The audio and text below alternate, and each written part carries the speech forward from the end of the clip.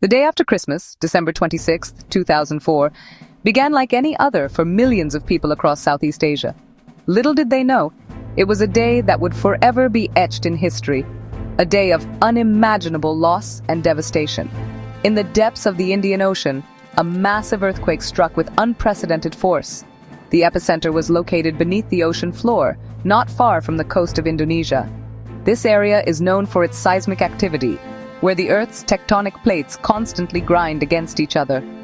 The earthquake was so powerful that the ground shifted dramatically, in some places up to 50 feet.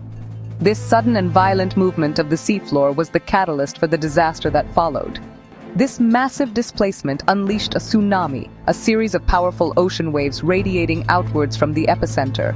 These weren't ordinary waves, they were colossal walls of water, some reaching incredible heights, that sped across the ocean at airplane speeds, traveling hundreds of miles per hour.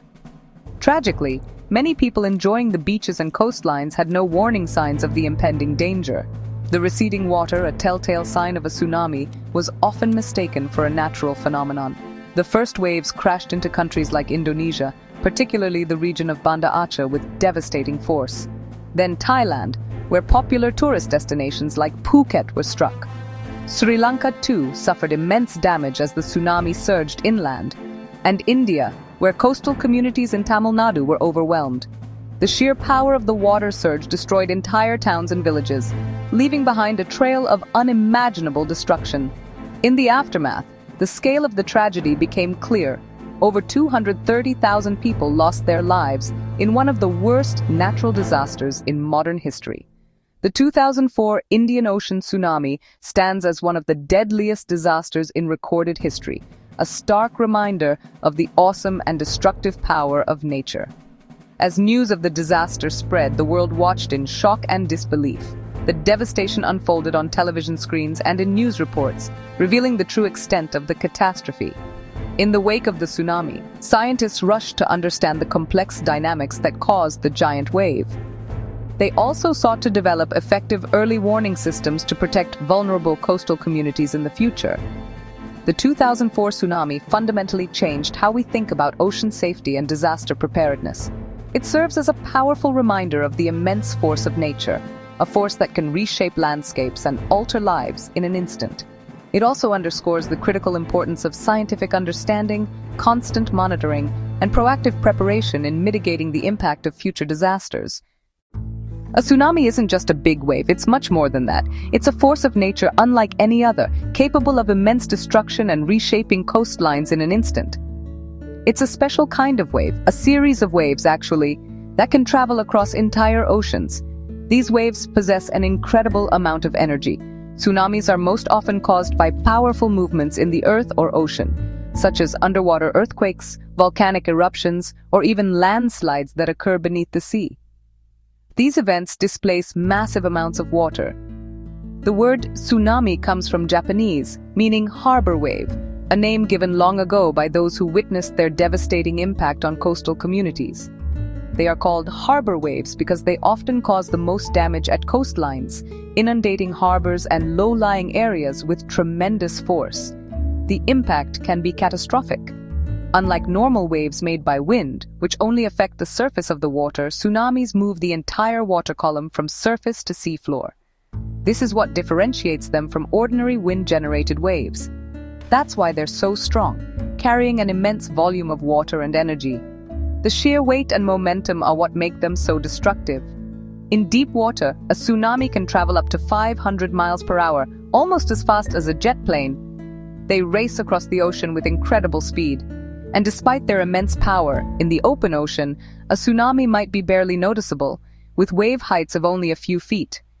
But as it nears land, the shallowing water causes it to slow down, and that energy gets compressed, causing it to grow into a towering wall of water, sometimes reaching heights of over 100 feet. That's when it becomes truly dangerous, posing a significant threat to coastal communities and infrastructure. Understanding tsunamis is crucial for saving lives and mitigating their devastating effects.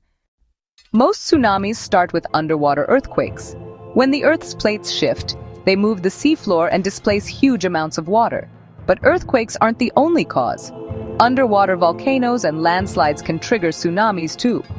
Sometimes a volcano on land collapses into the ocean, or a landslide pushes waves in every direction. Even meteorites can cause tsunamis, though that's extremely rare. All these events show just how much energy it takes to move so much water. That's why tsunamis are so powerful and destructive. Let's delve into the fascinating yet potentially devastating process of how a tsunami forms.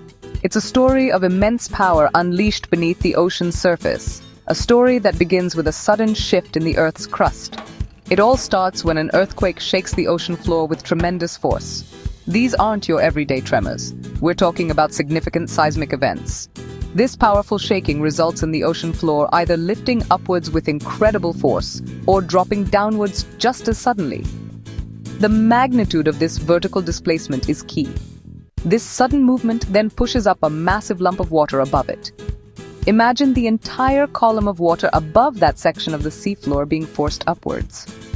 Gravity, the ever-present force, immediately pulls the water back down, seeking to restore equilibrium to the ocean's surface. This downward pull doesn't just settle the water, it sends waves racing outward in all directions like ripples in a pond, but on a vastly larger scale. In the deep ocean, these waves are incredibly spread out, with a very long wavelength, making them hard to see from the surface. Ships might not even notice them passing. The distance from the crest of one wave to the next can be enormous, sometimes over 100 miles from front to back. This immense wavelength is what allows them to travel such vast distances. These waves possess incredible speed, allowing them to travel faster than a race car speeding down a track. In fact, they can even approach the speed of an airplane, hurtling across the ocean at hundreds of miles per hour. However, as the tsunami nears shallow water closer to the coast, its behavior undergoes a dramatic change. The shallower water causes the wave to slow down considerably, but as it loses speed, it simultaneously grows taller, increasing in height. That's why what might appear as just a small, almost imperceptible wave out at sea can transform into a giant, towering wall of water as it approaches the coast, posing a significant threat to coastal communities.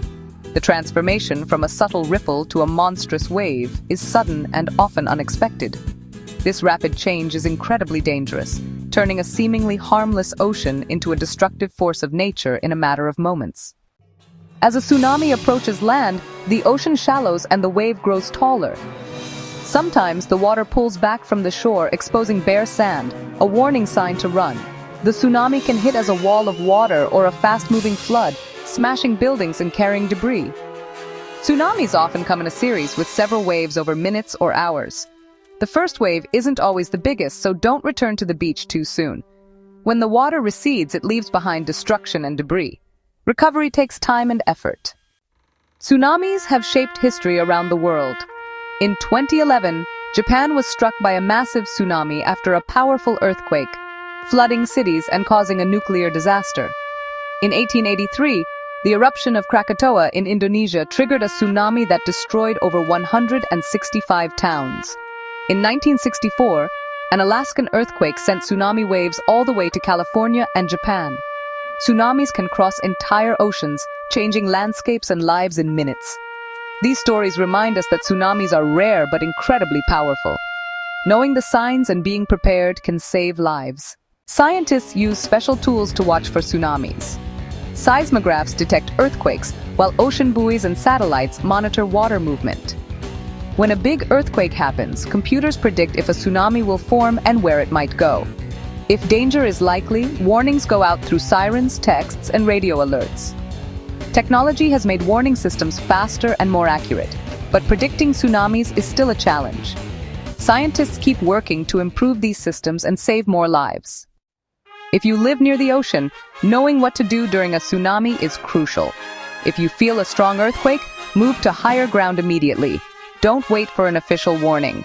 Watch for natural signs, like the sea suddenly pulling back. Listen to alerts and follow instructions from emergency workers. Never return to the shore until it's declared safe. More waves may be coming. Have a family plan and know your evacuation route. Practicing what to do can help you stay calm and safe. Preparation saves lives. Tsunamis show us nature's power, but also the value of science and preparation. Each disaster teaches scientists new lessons, leading to better warning systems and safer buildings. Communities worldwide work to make coastal areas safer through education and drills. The more we know, the better we can protect ourselves and others. Stay curious about how the Earth works. Science is always growing. Share what you learn with friends and family. By working together, we can be ready for whatever nature brings.